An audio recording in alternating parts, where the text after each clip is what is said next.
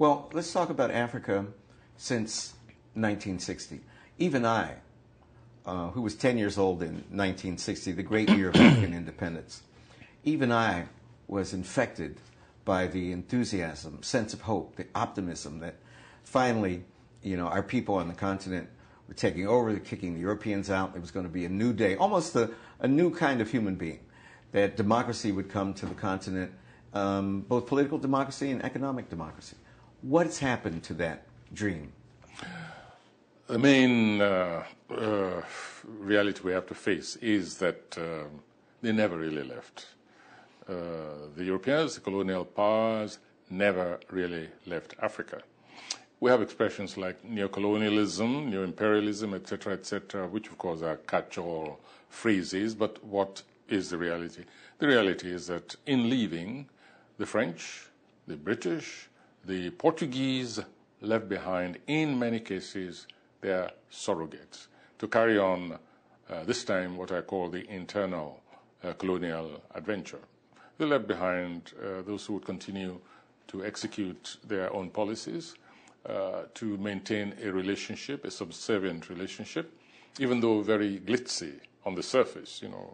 All the leaders went around with their huge agbada and their long limousines, and they were seen in international caucuses sweeping in with their huge entourage, and it looked as if they were receiving egalitarian treatment and relationship, but this was not the truth. Take Nigeria, for instance. Take Nigeria. We have the incredible admission these days, now open, because many of us have known it for quite a while, of former colonial officers who admit that when the British left in 1960, before they left, they made sure that they falsified not merely the electoral process that handed over power to that section, the less advanced section of the nation, but they even falsified the census, the national census.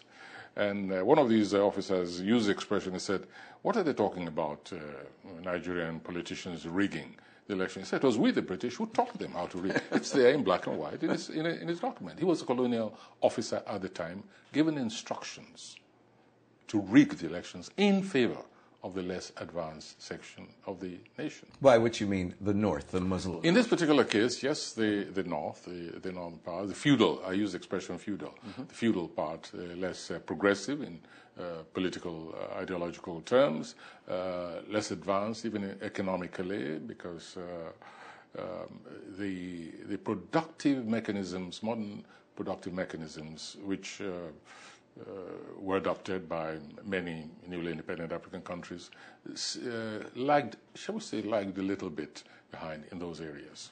And that's what's happened. And of course, the first comers into the stakes of power, once they were there, they were determined to make sure nobody else feasted at that board. And this, I'm afraid, is a story which has been repeated throughout many countries on the African continent.